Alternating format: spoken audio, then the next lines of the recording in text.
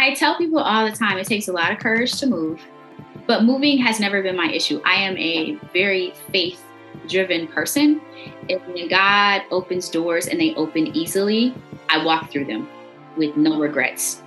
Because I believe you can always go home, you can always go back, you can always move forward. You can always go side to side.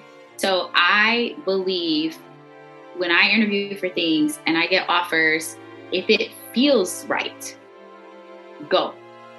Hey everybody, this is Ylorie Taylor and you're listening to Dreams and Drive. Hey Dream Drivers, you know life moves fast, but time stands still when you're with the ones you love. Savor the moment, big or small, with Starbucks ready-to-drink coffee. From bottled Frappuccino drinks to canned nitro cold brew, Starbucks coffee gets you ready for the right now. Starbucks ready-to-drink coffee is available now, online, or wherever you buy groceries. Hey Dream Drivers, welcome to episode 318, and today we have a special guest, Ylorie Taylor. I am so excited for you all to hear her dream driving journey, and we're going to zero in, at least this is what I found the most fascinating about her journey, was the one moment in her college career services center, right, that changed her whole entire career trajectory. Ylorie does such a great job of just telling her story, and there's so much that we can learn from hearing how she was able to navigate her life and build a career and a life journey that she's proud of. Let me tell you a little bit more about Ylorie. She is a brand strategist, speaker, and facilitator with over a decade of experience building and leading personal care and beauty brands. She's known for her ability to cultivate relationships, ideate winning strategies, and curate platforms to give exposure to emerging indie brands, right? Ylorie especially, though, has dedicated her beauty career to supporting brands and helping companies better connect with women of color. She's a candid truth teller, wife, mompreneur, and chief connections officer for many of your favorite brands. Most days you might find her living out her purpose and passions while serving as the vice president of Eden Body Works, where we did have the founder. Jasmine was episode 96 guest. If you enjoyed this episode, please make sure that you're following us on social media. You can find us across the board on Facebook, Twitter, and Instagram, and you can use the hashtag Dreams and Drive when sharing. And remember, guys, if you want to be part of our email newsletter, The Keys, and get weekly Dreams and Drive updates delivered right to your email inbox, just go to dreamsanddrive.com/join. That's dreamsanddrive.com/join to sign up. All right, let's hear from Ylorie. Hey Raina, thank you for having me. I'm excited. I am super excited. So before we, got online today, I was thinking, how did we first meet? I think we first met in person at Christina Brown's Love Brown Sugar event. But I remember we were digitally connected, but I don't remember what was the thing that connected us. Do you? I feel like between Christina probably and Renee Blewett. Okay. Those are probably the dot connectors for us. But you're right. So it's been almost a decade, if not right about a decade. Wow. Yeah. It's been a long time on the internet, right? It's just funny how social media can really make you feel like people, y'all hang out all the time, what's going on with their life and all of that. All this from the internet, as they used to say. Yes.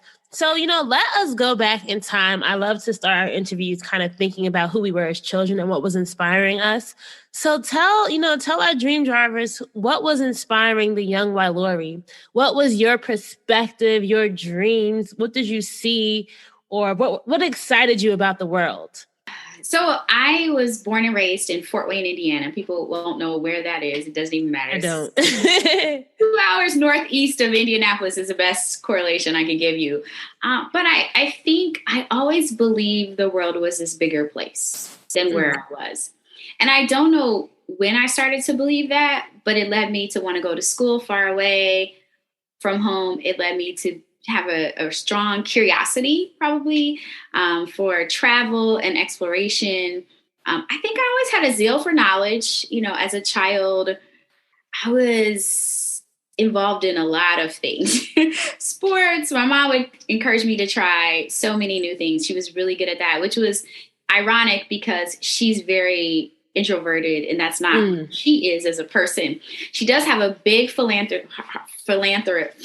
has a big heart for philanthropy. So I agree there. I know where I get my volunteerism from, my charitable work. I know where all that comes from. But I feel like she surrounded me with greatness on so many levels. And I don't mean like from an educational perspective. My grandmother, strong Christian woman, full of faith, always prayed for wisdom. So as a kid, and I remember even being in college and as a young adult, I was praying for wisdom. I read a lot of books, I played sports. So I was really big on developing team skills, networking skills. I think my relationship skills have served me well over life. And again, I feel like as a kid, I started to do these things because I was encouraged to do them. I wanted more than what I saw from my mom. She worked 2-3 jobs. She rarely was around to see a lot of the growth in me, unfortunately. But she always made sure I had access to more. That's so important, right? Like it's funny now that I'm a mother, I look back at all that my mom did when I was younger, and I'm like, well, she was really exposing us. Sometimes it's just the exposure, like going, summertime was always about like free events in Newark, going to the Newark Museum and doing all the stuff locally that she would find out. Like summer camps, like at, these tech summer camps. I'm like, I don't want to go to NJIT summer camp, right? But now that I'm older, I'm so happy that she at least was just exposing us and letting us figure out on our own what we liked about all these different things. It's so important. I think it's an unspoken mantra in our household that we really, as parents, want to create exposure opportunities and be encouraging.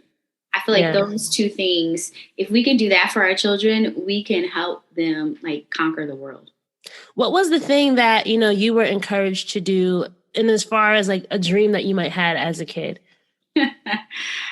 Wow. I feel like I wanted to be a homeowner. My husband and I own multiple properties. I think as a kid, you wanted to be a homeowner? That was like a dream. Like, I want to be a homeowner. That's unique, right? That's unique. To have different houses in different places. And I don't know where I got that from. I just wanted to do that. Now, currently, most of ours are rental properties aside from our primary residence. We did have a summer home. We sold it during COVID because it was just a lot. I was pregnant. It was just a lot. So I feel like there are some things I always wanted to travel, and I've definitely done that in my adult life.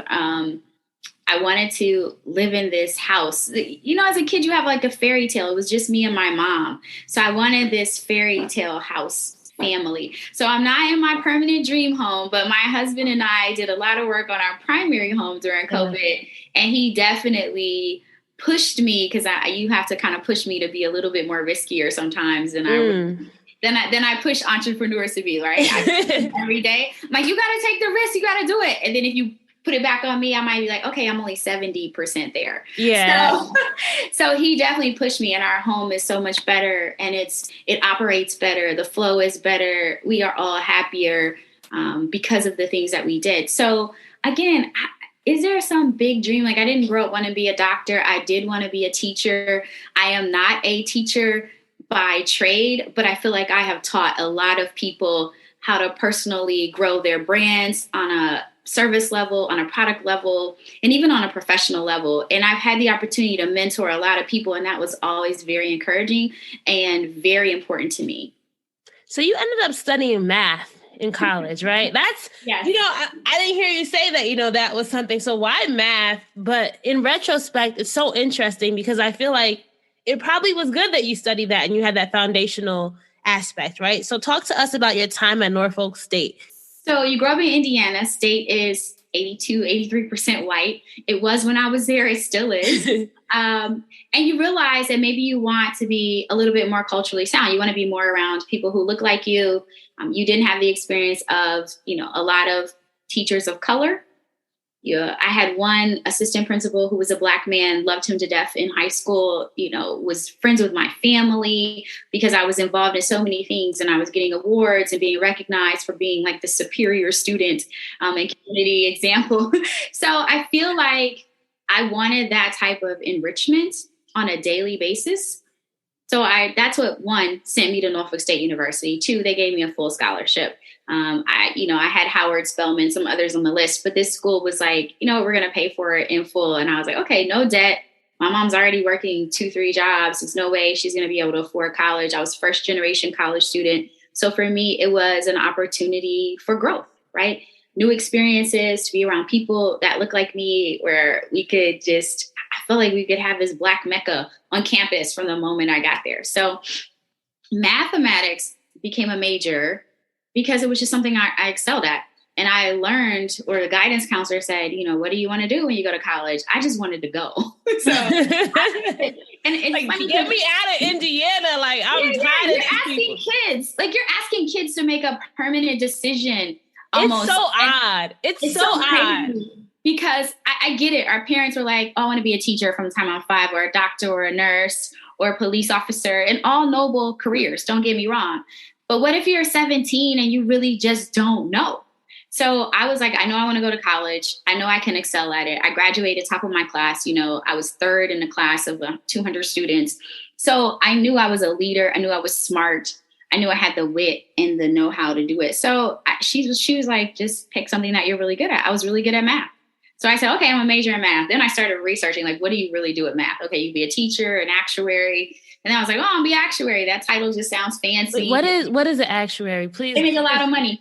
They are the people who really decide your insurance rates. So they decide your lifespan and how to apply mathematical formulas to what you should be paying based upon your lifestyle, et cetera, and all these other habits. Like life insurance or any type of insurance? Any type of insurance. All insurance companies have actuaries. It's almost similar to what underwriters essentially do. Except for underwriters are really underwriting the business, right? Actuaries are setting the tone, setting the rates, setting the guidelines. I need some actuary friends because these rates is too high for car insurance in New Jersey, okay? Actuaries listening, please change the rates. If you could Google me from back in high school, we say, oh, she's going to go study math and be an actuary. And then you get to college, you're like, an actuary? That's not what I want to do. But you didn't want to change your major? Because, that's a lot of things. Like, I think a lot of times in college, either you're too far in and you're like, listen, you about to get this mathematics degree because I can't go back and change. I'm not going to spend another year here. I think we forget too, whatever your degree is, it's really the skills. Skills are transferable. Exactly. It's really the discipline that you learn, the studying habits, the knowledge, the socialization. It's so much more than I'm a math major. So has math served me well? Absolutely. Because when I'm in a store and folks can't count the change, if you give them something different than what the register says, I'm like, geez, we got to do better.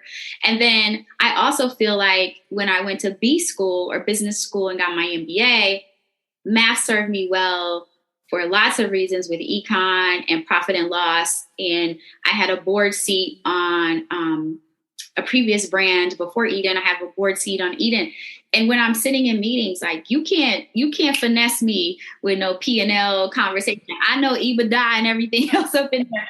And again, it's funny because I would have never imagined that because I went from mathematics straight into tech world. So it's not like I ever went into this career, but it was all familiar enough to me that I could understand it.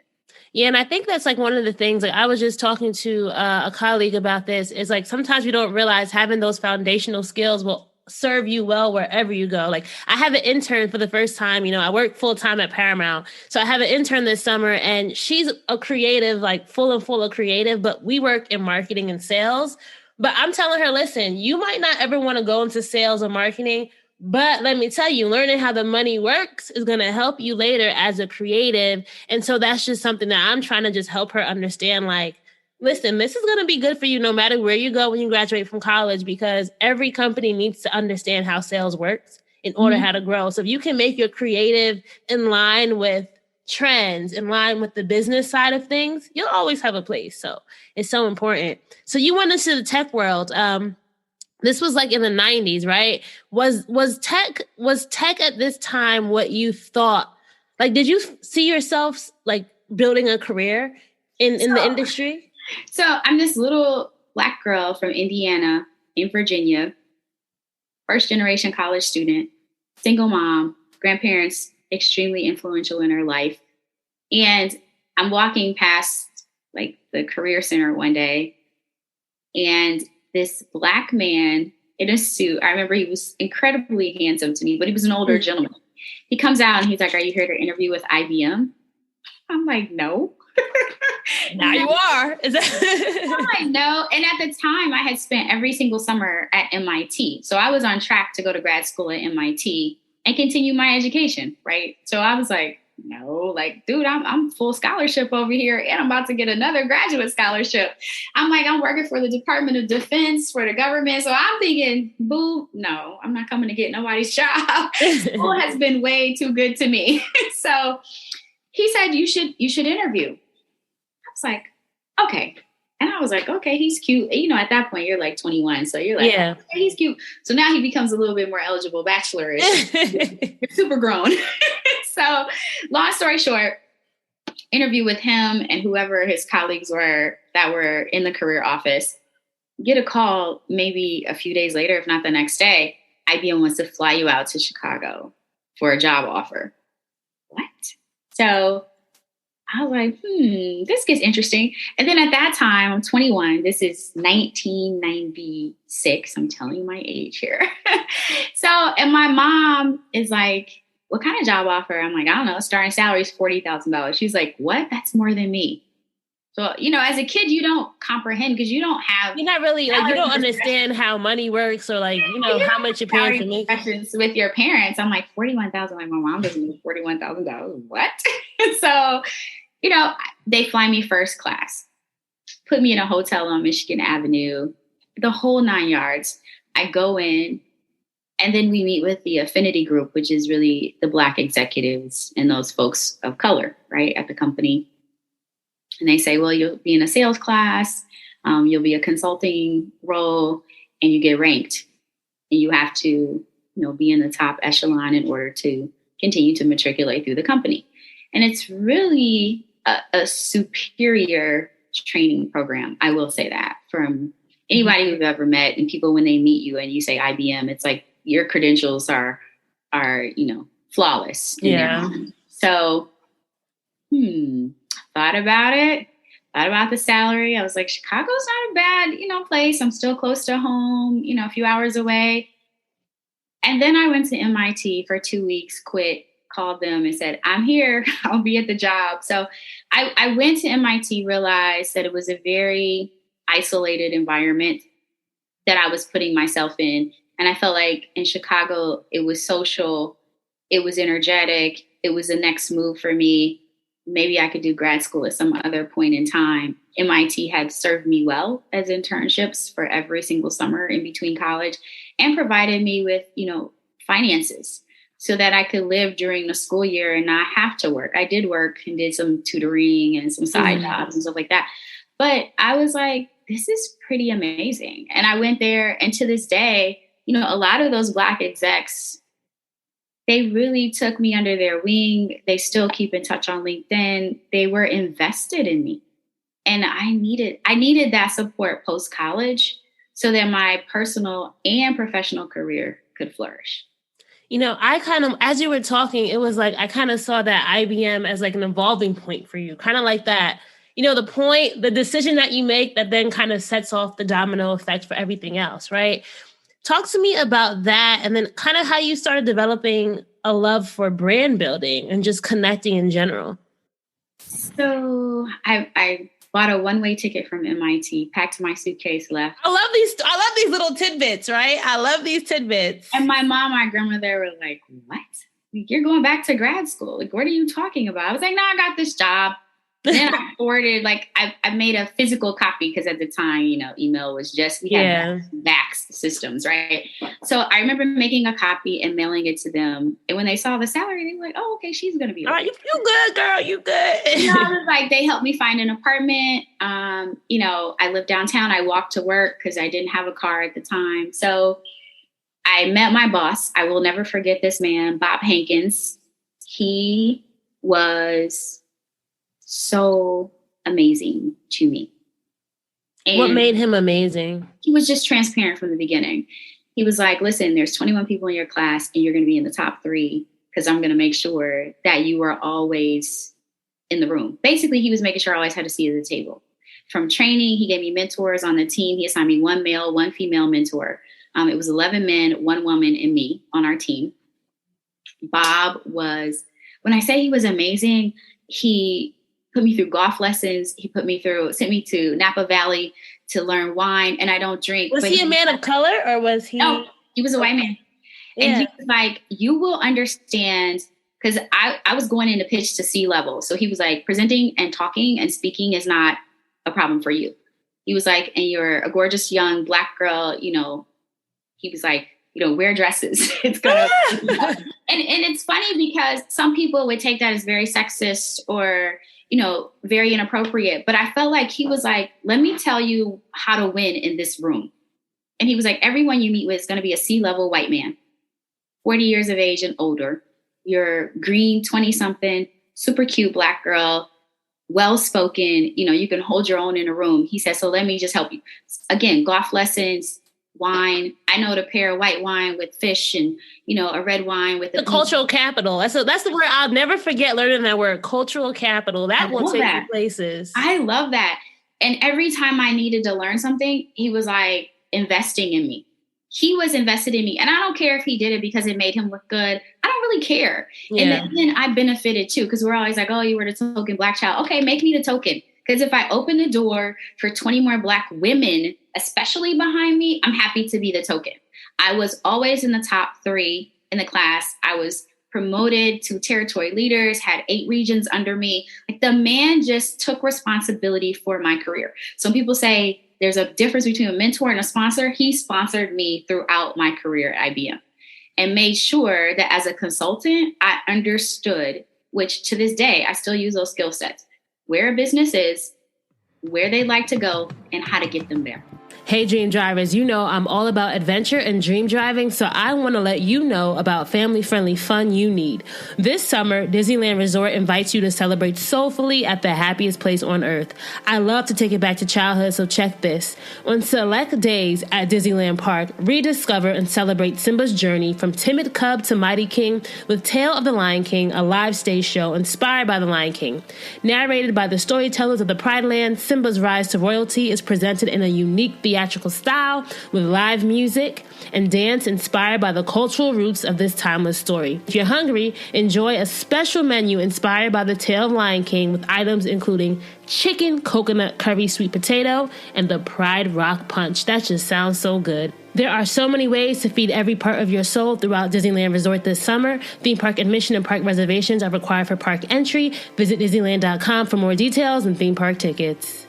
Dream Drivers, Hennessy celebrates those who never stop and never settle in their never-ending pursuit of greatness. Maurice Ashley lives his passion. Through his love of chess, he made history in 1999 as the world's first Black Grandmaster.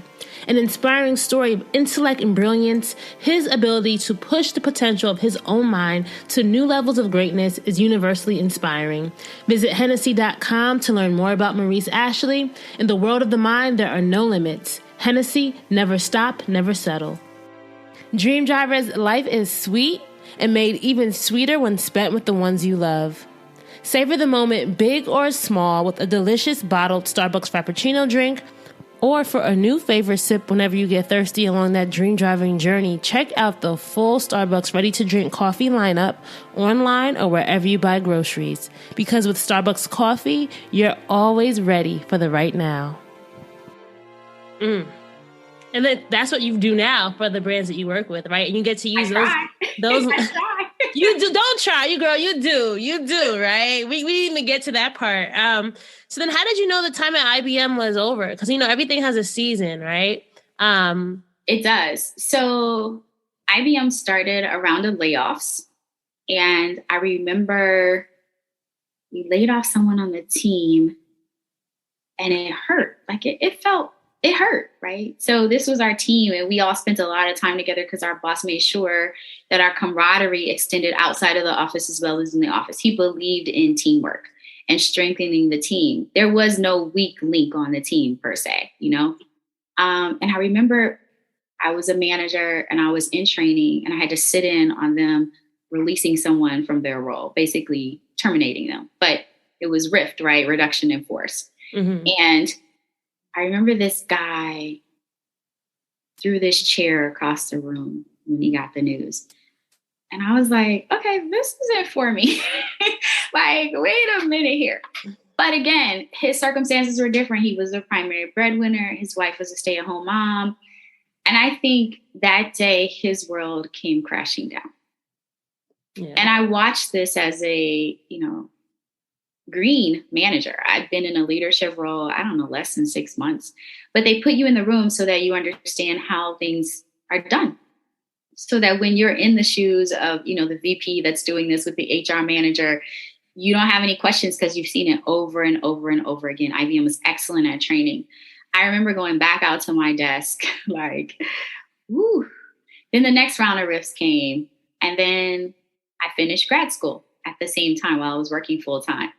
And I started, just out of curiosity, let me throw my resume. And I was like, wait, I can make $30,000 more? Hold on. So, I started getting offers and I was turning them down because I felt so committed to IBM. I was like, they just invested in me for the last 2 years to get my MBA. It's just not fair. And then I was as honest with my bosses. He's always been straight with me. And I said, I'm curious to see what else is out there. Is Chicago my permanent home? I don't know. And he said, well, I can make the next round of RIFs very enticing for you to go and explore it. That's what you want to do.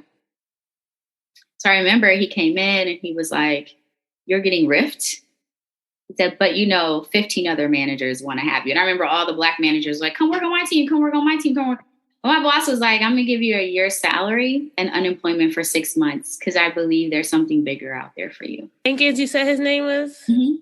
Shout out to Bob, right? Yeah. So I left and it was in July. My birthday's in August. And in September, I started interviewing. And by December of that year, right after 9/11, actually, I moved to New York. Ooh, the location change. So that's another big thing.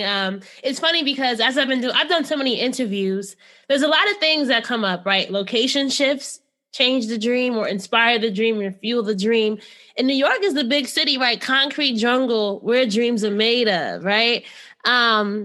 Let's talk about location then. What did New York inspire in you that totally changed your life? It was like a breath of fresh air. So I tell people, you either hate it or you love it. There's no in between about this place. I remember getting off the plane and feeling like I was caught up in this euphoria of like, chase my dream, like go after it. You can do it. When you're walking on the street, everybody's walking so fast and everything's moving so quickly. And I wanted to be in that mix. And I had never been to New York. So when I came to interview, I was like, I could live here. I'm looking around like, okay, I feel it. I understand the aura. I understand the lure of the city. And I felt like it was good timing. I was coming out of a relationship and you knew start over, right? Listen, I tell people you can either face stuff head on, ignore it, or change location. I changed location. I've done that a lot though for relationships. So, hey, I'm married for changing location. Oh, funny, my ring's not even on. I threw it my But yeah, so for me, it was a fresh start. New job, new city. I knew some people here. So I wasn't going to be totally alone. And then if you've ever been to Brooklyn, something about Brooklyn is like, Brooklyn. Like you get it when you're in Brooklyn.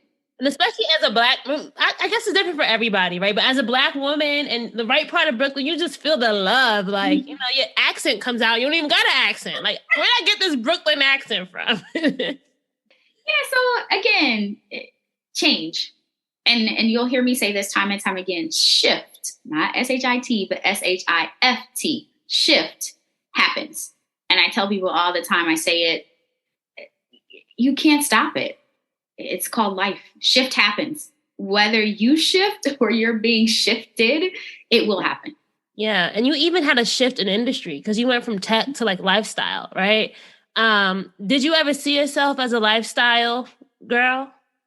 No.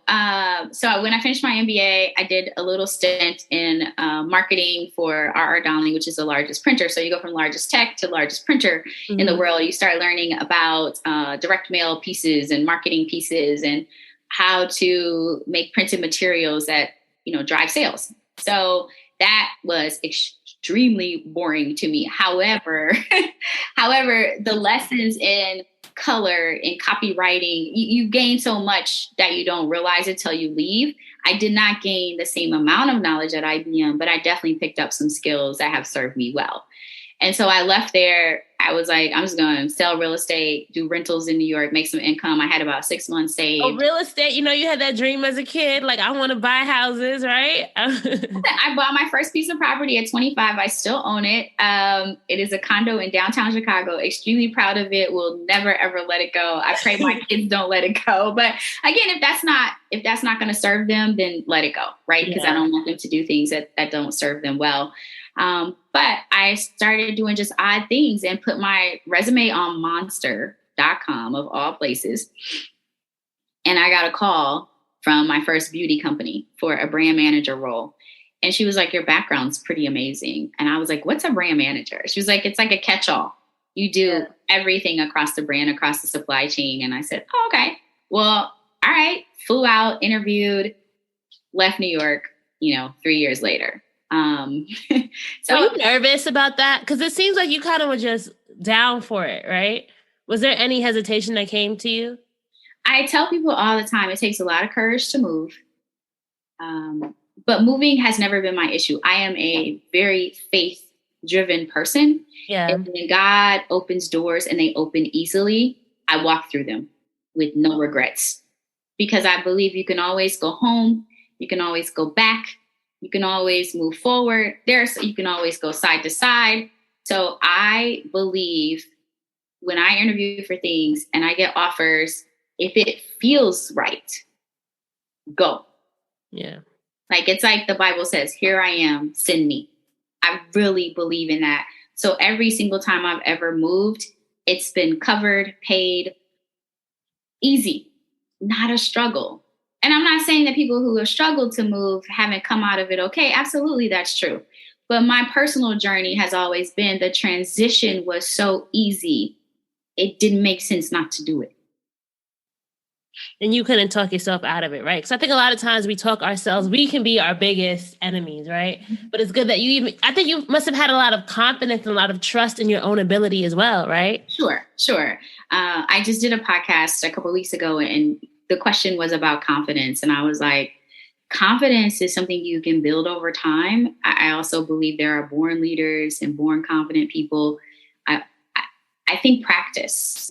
The more you do something, the more confident you become at it because the experience is now behind you. Yeah, it's funny. Even like with this podcast, with interviewing, sometimes I look back and listen to, let's say, like episode 1, episode 5, and you can tell the difference, right? But when you listen back and you think of where you are now, it's kind of like, girl, I'm proud of you. And I think a lot of times we don't take that time to just give ourselves our own flowers, right? Kind of like that Snoop Dogg quote, like, I'm gonna thank me. But you do need to thank yourself sometimes. You do. Yeah. So let's talk about your time in beauty, because I feel like that kind of set the stage. And I can't believe we're already like 30 minutes in, right? The thing I love about this is people can see what you've done now, right? But a lot of times we don't get to have these conversations and these reflections on everything you have done. Everything you are makes you who you, everything. What's the quote? What am I thinking of? I'm messing up the quote. Like everything you are makes you who you are. Anyway, right? There's a quote out there that talks about like all your experiences, right, matter. Your time at Kenra, really, do you feel like it made you fall in love with beauty? Or do you feel like I kind of want to know what made you want to break out and say, I'm going to do my own thing and help people build their brands, especially in the beauty industry? A couple of things. Kenra was a great introduction to beauty. Okay. Very thankful and grateful for that opportunity. I went to work at a company where there was a Black brand called Elastic QP and there were white people running it. And so I walked in and I said, oh yeah, this is perfect. Like I get to tell Black women every single day how to take better care of their hair. Okay. Ooh. I'm down. And again, no discounts there because they made amazing products for Black women. And we forget that even though our hair is different, there are some things that are really the same across all types of hair. Everybody has breakage and dryness and itchy scalps and everybody needs shampoo and conditioner. Yeah. So clearly they understood hair care at the heart of it. They didn't understand how to market and drive sales at a higher level to Black women. Because the brand was fine. It was a multi-million-dollar brand. So it wasn't that they had failed at any means. They just decided it might help if someone who looked like our consumer was here in the chair. So for me, that was a great opportunity and a good learning experience. And once you get around and you get to work with and for and support Black women, I don't know what other job you get. I really just don't. I'm going to go back to do something else? That's not for me. To what? I came from tech. I was with a male-dominated. I came from print, male. And again, it was an old boys club. And now I'm in the girls' crew. I'm in the Thrive tribe. I'm like, okay, we get to. You found home in a way. I found sisterhood. And why was that sisterhood so important for you? Because some people find it and they're like, I got it, but I don't need to stay in it. But you stayed in it, right? I have stayed in it, although I feel like there's a portion of me that needs to cross back eventually into corporate and really help reinstate who we are as Black women for brands that are marketing to us. I want to come back to that, right? But before I lose it, what do you think were the basic brand building must-haves that you notice? Like, you got to really get this stuff right, no matter where you are across the board. Because, we do have listeners who are not in beauty, might be in other industries, but there are things that, need to be done in order to be successful, right? What were some of those things? So I'm not just a beauty brand builder either. I have pole position for a lot of brands, and they're not all in beauty. They span the gamut because we are a multidimensional culture, right? Yeah. So we are everywhere in every category. One would be relationships, networking and nurturing relationships. You should always be building and you should always be nurturing. It's almost, and people hear me say this, and I've got to probably stop saying this because people write that all the time, but I equate relationships in business to relationships in dating. You and I, we were old booze, but we left on good terms. So we're always going to stay in touch. Our relationship for dating each other will continue, right? It wasn't a one night stand. So we will continue to nurture, and maybe at a distance is what it's been. And we will find ourselves in similar networking circles because we have similar interests and similar goals and a similar mindset. Dream Drivers, what's up? It's summer, and I know we all are on the quest for the perfect beverage to quench our desire for refreshing. So here's a question. What have you always wanted to try? Is there something that has been a dream of yours, a flavor, a taste that you just really need to get at? Gold Peak Real Brewed is here to unleash your thirst for trying. Real brewed tea, real cane sugar, real delicious. From sweet tea, unsweetened tea, green tea, California raspberry tea, Georgia peach tea, lemon tea, lemonade tea. There are so many options to find what's best for you. And this summer, we need to try something new, try something brewed, because nobody wants to be dream driving with a dry mouth or thirsty. We need that fuel to be at our best for this ride. So take this as your sign to say yes, opt in, go for it. Because trying is what life is all about. Try Gold Peak. Hey, Dream Drivers. So you know how I start every show asking guests the same question? What inspired you as a child? What were your childhood dreams? I remember as a kid, a place I always wanted to visit was Disneyland. Why? It represented a place of dreams, a place of wonder, a place where imagination and creativity were put on a pedestal. It was just a happy place full of magic. Well, guess what? Disney can still be the place where you go to fulfill some of your childhood dreams. This summer, Disneyland Resort invites you to the happiest place on earth, and yes, you can bring the family too. There's just so many things and so many types of dreams you can put in motion. Let me give you a taste. On select days at Disneyland Park, you can rediscover and celebrate Simba's journey from timid cub to mighty king with Tale of the Lion King, a live stage show inspired by the Lion King. It's narrated by the storytellers of the Pride Lands. Simba's rise to royalty is presented in a unique theatrical style inspired by the cultural roots of this timeless story. Now, if food is your thing, nearby enjoy a special menu inspired by Tale of the Lion King with items including the chicken coconut curry sweet potato or Pride Rock Punch. If you're into music, Through September 5th at Downtown Disney District, visit The Soul of Jazz, an American Adventure, a touring exhibit that illustrates the legacy and dynamic history of jazz. There are so many ways to feed every part of your soul and reactivate that inner child in you throughout the Disneyland Resort, making this summer the perfect time to visit. Remember though, theme park admission and park reservations are required for park entry.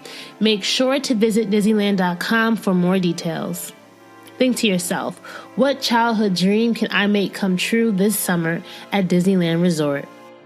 I was going to say, I think I understand what that means, right? But I think there are some people who are just like, how do you maintain or how do you nurture relationships? Because some people do struggle with that.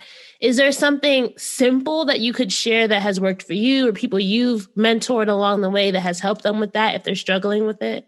I think you have to be authentic. Not every relationship, again, some relationships are a one-night stand. Move on. And move on. And because you don't have enough time in the day, there aren't enough hours and minutes in the day to fully nurture every single interaction in your life.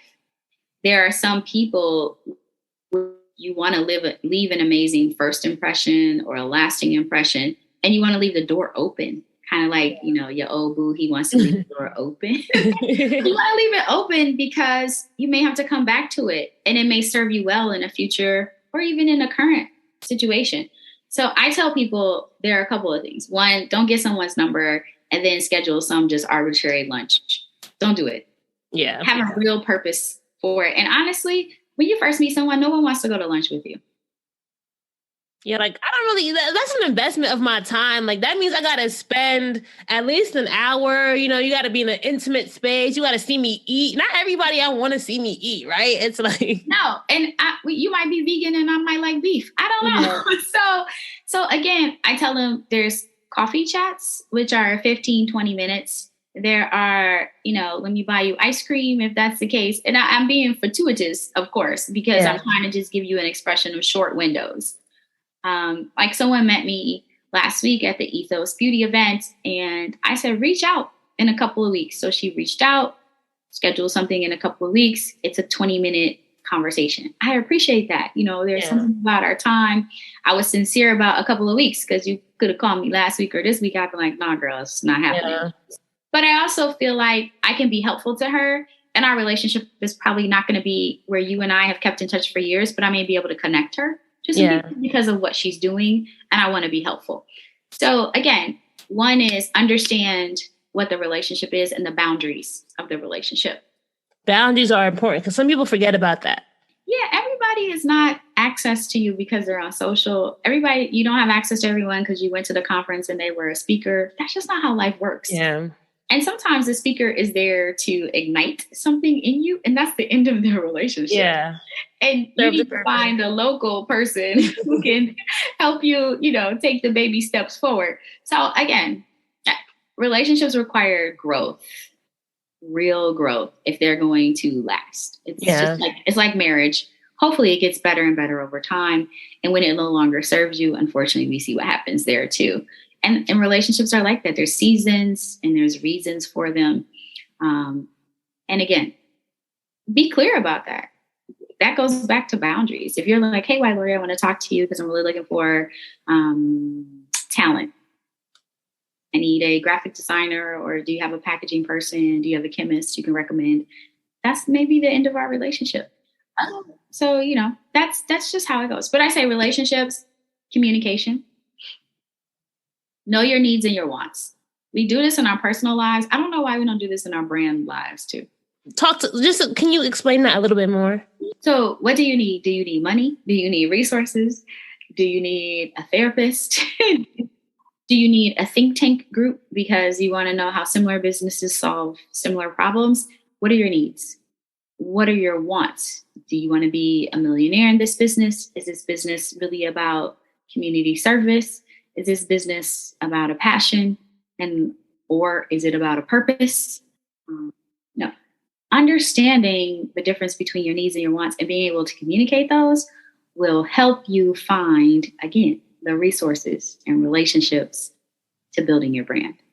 And that means you have to do the work, right? Because I think there are a lot of people who are just out here like, I want to be an entrepreneur. I want to be this. And you don't realize like that's going to take some type of investment, not even just in the brand building, but in yourself. Because another theme that I've learned across, doing these interviews are that the biggest challenge sometimes aren't the tactical stuff, right? Like you can figure out who's going to do your packaging, who's going to be a graphic designer.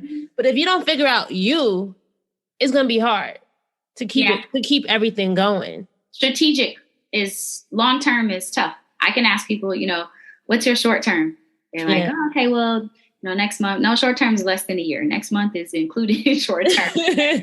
What's your long term? I have a friend right now and she's not based on the East Coast, she's based on the West Coast. And I'm like, she's like, my business is, in a flux. And I'm thinking, I said, you can't abandon it. You haven't even given it 3 years. Like, what are we talking about? You've talked about this our entire lives. You've done this for other people. And now you're doing it for yourself.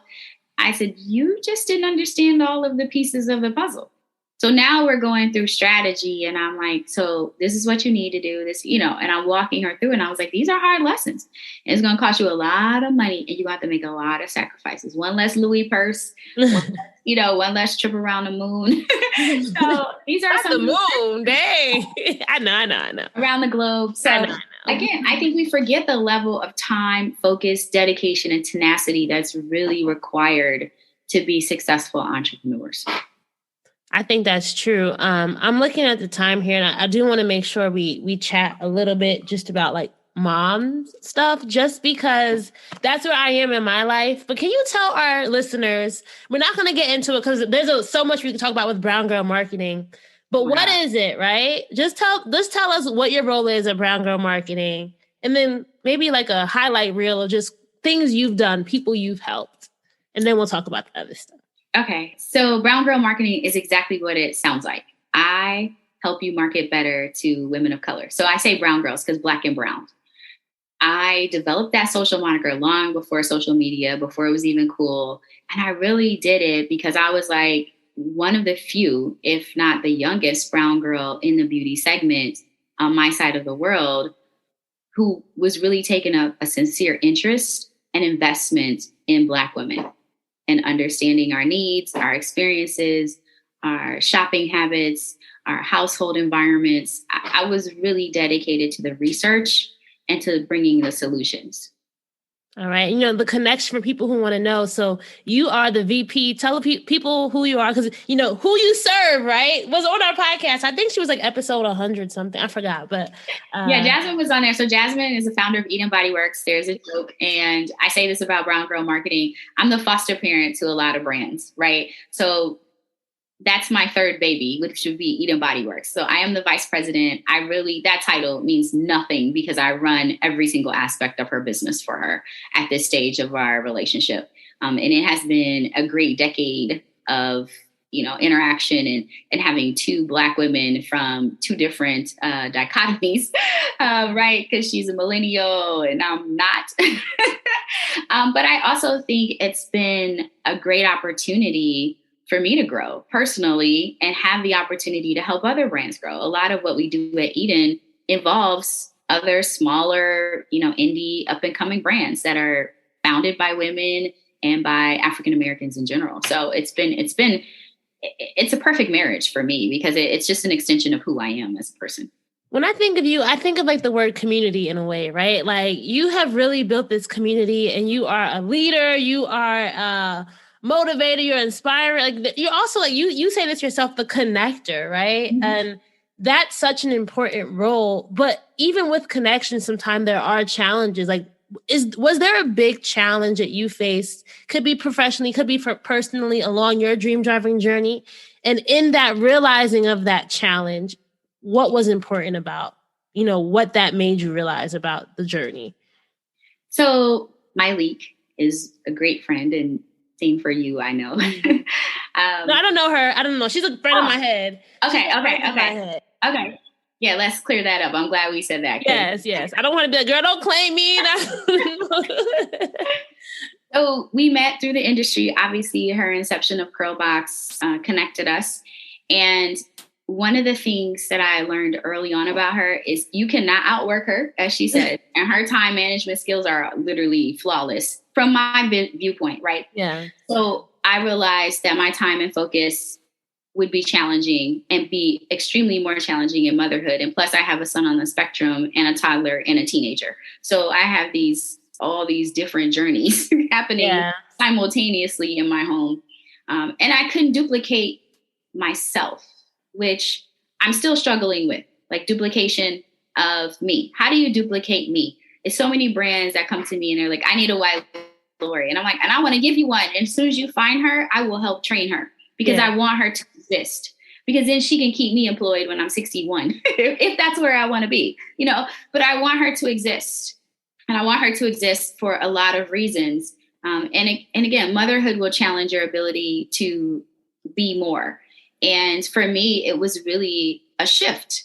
So my values and my motivations changed. They shifted with motherhood.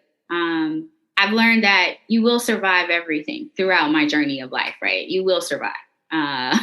So my strengths, my talents, my abilities, I don't feel like those change with motherhood. I feel like I was more acute to my weaknesses. And again, it was, I cannot do all these things and call it balance, but I can live in harmony with the things that matter to me most as a mom and as a wife too.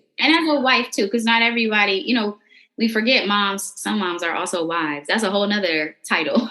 Yeah. And it's like, and I think there's this idea of like, can you have it all? And I think sometimes we're pushing to have it all, but it's really like, you could have, this today, right? And then tomorrow you might not have it. But like, as you said, that the idea of balance. So do you feel like we talked about this as a challenge, like where do you feel like you are now with figuring that out? It's a requirement for me to occupy space for me, to take care of me. I have to be in pole position for me to be the best wife, the best mom, the best career person, the best brand strategist, the best daughter, granddaughter, all of those things. If my cup is empty, and that means if I'm not getting enough sleep, if my diet is off, if exercise is not playing well into my life, nothing external can heal what's going on with me internally. I actually have to look in the mirror and do the work and focus on it myself. I connect with that so much because so this is this very small tidbit, but I didn't realize how much I needed it. We're also in a pandemic the past 2 years. Right. You have a son he's 2, right? Right. Yeah. So you were a pandemic mama, right? I was a pandemic mama, and you don't realize just how much that changed our being, from being inside, from raising kids inside, and now trying to make that transition back to what life was before, but maybe we'll never get back to that, right? I went to Summer Jam on Sunday, and I didn't realize how much I just needed that, right? It was a reminder of, girl, you like to have fun, right? You like music. And it also made me think about, like, you've been connected. Like, I interviewed the people behind the scenes before.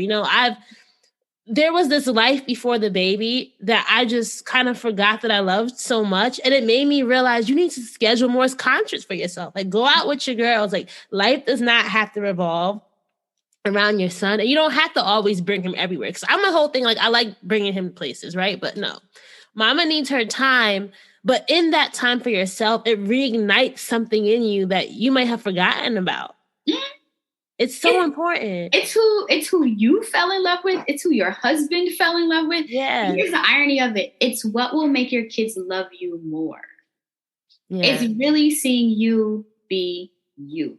And I know that's not always 100% achievable because of the many hats that we wear. A lot of people who aren't parents are still caregivers in whatever situation. So again, I have been there, girl, where you have reignited, or you gone on a girls trip, or you spent the day in the city shopping with your girls. You're like, wait, I needed this. Like, where was I? I forgot about him. I'm like, I have a son. Like, I legit didn't think about him. And it's funny because, your kids are always on your mind. But it was nice not to have that in the back of my head for, the few hours I was out.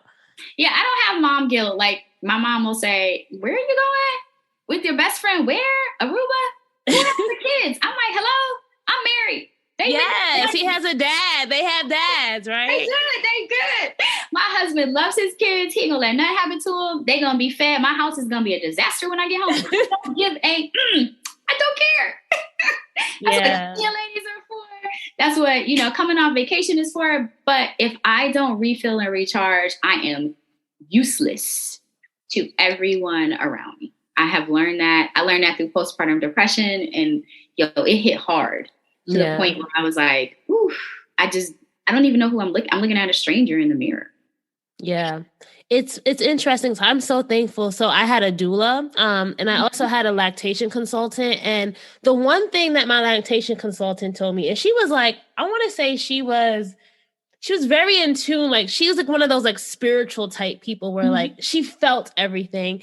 And she's like, the problem with society today is that we have forgotten that, we're so caught up in like trying to do everything. Like, this is the time when you're not supposed to do anything. You're supposed to be with your child. And there's like a biological reason why, you're supposed to just have that time for yourself if you can, right? A lot of times circumstances, you might not have the help or whatever.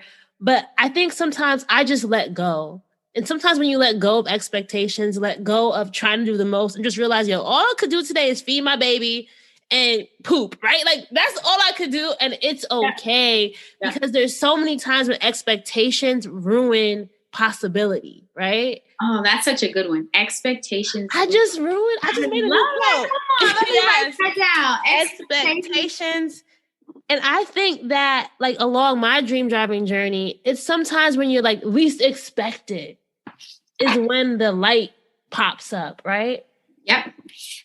We boundaries, grace. Grace is key. I text my girlfriends and I'll say, girl, I dropped the ball. I'm like, Grace, girl, it's okay. It's okay. Life goes on tomorrow. It is okay. We have the power to alter outcomes. We don't give ourselves enough credit for that. Right. And I think about when we talk about expectations, like you were in the career services building that day in college. You weren't expecting to go interview with IBM, right? Coming full circle, right? Yeah. You weren't expecting to go interview with IBM, but you said, all right, black man, you got my attention. That man changed really my career trajectory. So all the things that taught me how to really dive in, understand brands, and really help brands. I really help brands unpack crap. I don't want to use curse words on your show. Unpack crap. So I really help them unpack and then strategize to put all the pieces of the puzzle together. Because sometimes you have a great idea, you just don't know how to get it there. So I'm like, where are we on the journey? Let's go there together.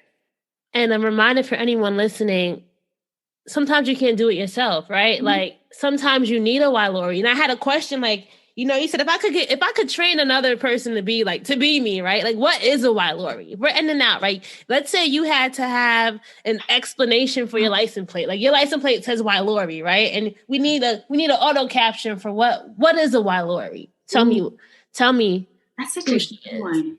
Ooh, that's such a good one. Ooh, that's a good one. A brand curator. You said it. And I'm just like, so what is a Ylorie? Like, I want to go buy one,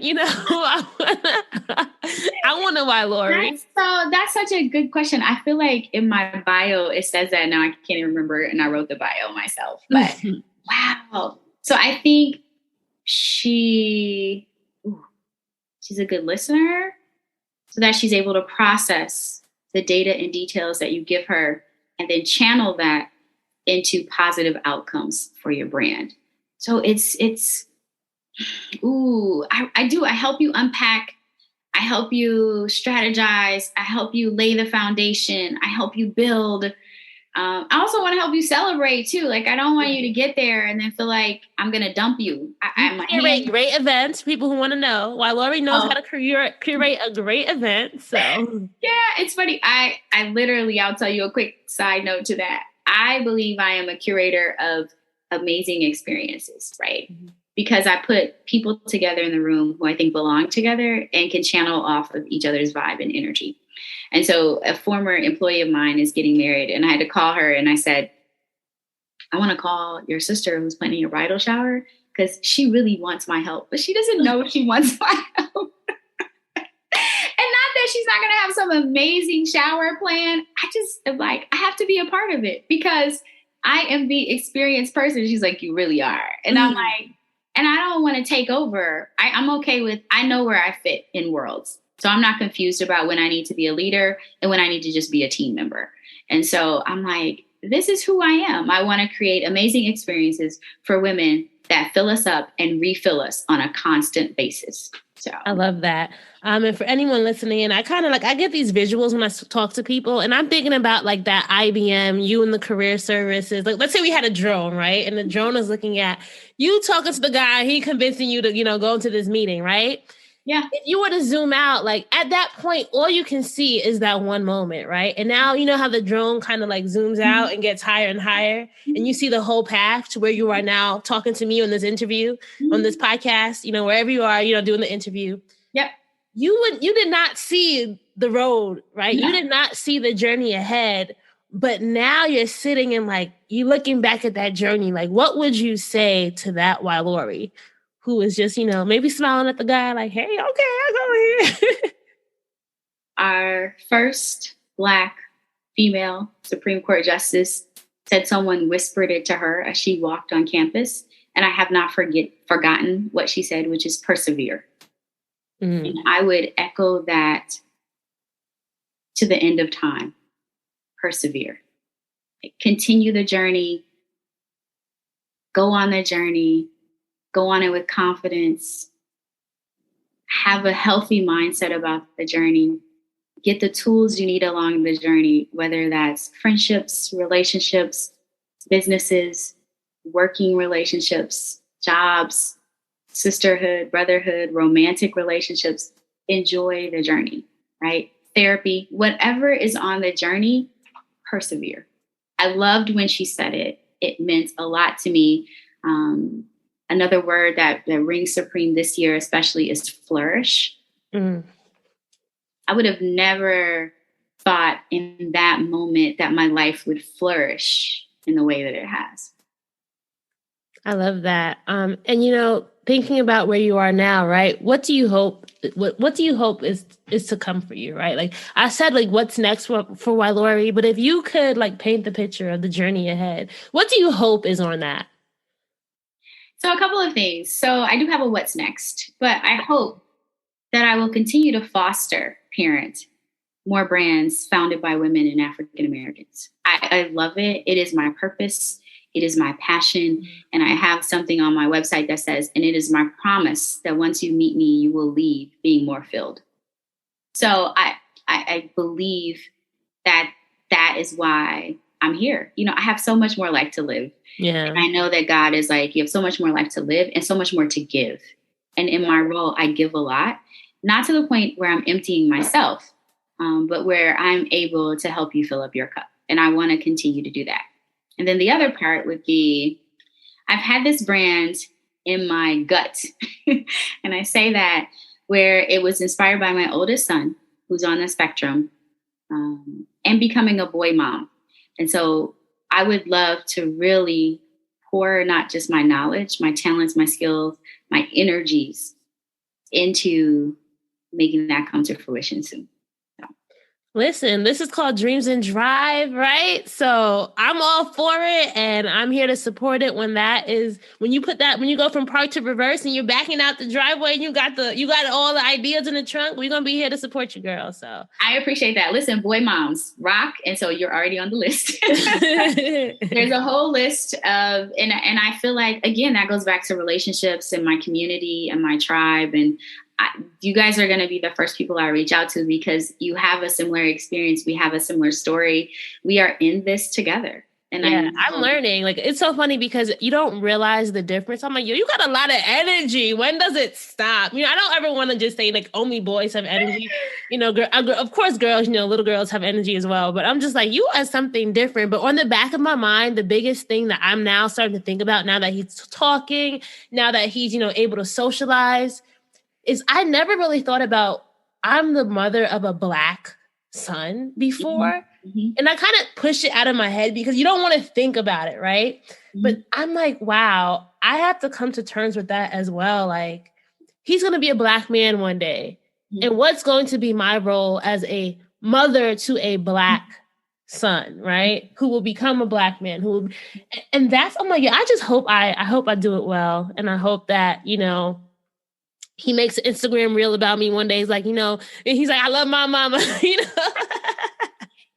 will. I know. I'm just, it's like, that's what I've been thinking about lately is like, what do I have to keep in mind about who the world thinks he should be and who I know that he is? And that's definitely been top of mind lately. So I prayed in my 20s that if I was blessed with kids, they would be sons. I wanted to raise kings. Now that I have them, I'm like, oh, Lord, you should have.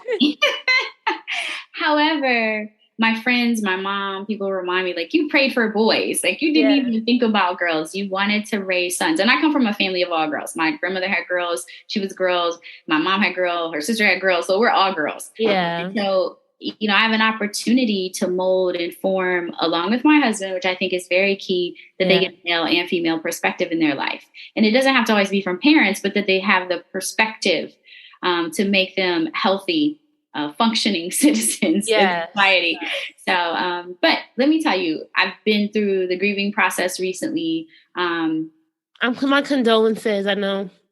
Thank you. I had to breathe hard there. There will never be enough time with loved ones.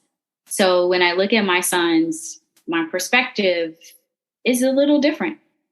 It's, I have you guys for, as Catrice, the funny mama says, 18 summers. My daughter, bonus child, but that's my girl, my broke bestie. She is leaving in 2 years, and she constantly says it out of excitement now, not because she's trying to be mean, like, oh, y'all gonna miss me. She's like, wow, in 2 years I'm going to college. And at the same time, my stomach is turning in knots because I'm like, not gonna go upstairs and this girl's not gonna put in my hair. We're not gonna clean makeup. We're not gonna, we're not gonna do all these things. So I'm like, oh, okay. I said, girl, wherever you go, I'm coming. Like, I travel. Look, we'll travel. But again, I'm like, my kids and my sons are going to miss her. Our house is going to be different. Our family interactions will be different. And so I'm like, let me soak it up. So now when she's like, let's go to this, I don't say no as quick. I just don't, because I have a different mental about time. Yeah. I was on my way to see my grandfather, headed to the airport when I got the call he passed. And it hurt. Now, the thing that has healed me in the grieving process is we spoke frequently, like 4, 5, 6 times a week. Yeah. And there is no doubt that he loved me and I loved him. So I'm okay with that. And I'm okay with, him not being here anymore. It hurts, but I'm okay with it because I don't have any regrets about our relationship. And I will forever play his voicemails for our kids. And you guys will see me post about him sporadically here and there. But again, there just is never enough time to spend with loved ones. So if it's anything I want to leave you with from a mom, from a friend, from a wife, there's never enough time. So if you have the time, spend it and give it. I love that. Thank you so much, Ylorie. Can you tell our dream drivers where they can find you online if they want to connect? And then we'll do our keys to success. Okay, sure. browngirlmarketing.com. You can also connect with me on Instagram and Twitter, mostly Instagram. I'm on Facebook too, actually. Brown Girl MKTG, short for marketing. So Brown Girl MKTG. And funny enough, my email cell, everything is right there. I don't hide at all because I'm committed to being helpful. Yes. So let us know. If you want to be a dream driver, you have to have your keys to success. So tell us 3 things that every dream driver needs in their toolkit. Proper mindset. Perseverance, which is really the same as confidence, and access to resources. And that can mean finances, relationships, or talent. I love that. Love that. Love that. Ylorie, this has been such a pleasure. So please, let's stay in contact. Our dream drivers, I really hope that they enjoyed hearing this as much as I did. And, step away, encourage, and remember, expectations ruin possibility. You don't know where the journey's taking you. So just release yourself to the journey. Release yourself. Expectations. I love that. Ruin possibility. I literally, you'll see that in a post on Instagram. I give all the credit too, but I do love it. I love what you're doing. I've always loved what you're doing. I think it's important. You're like the dream catcher. I love, it's funny. I've even been thinking about my own like rebrand and just like what's next for me. How can I really scale and grow this? So it's like a reminder of what is at the core of it. And I love talking, kind of how you love brand building.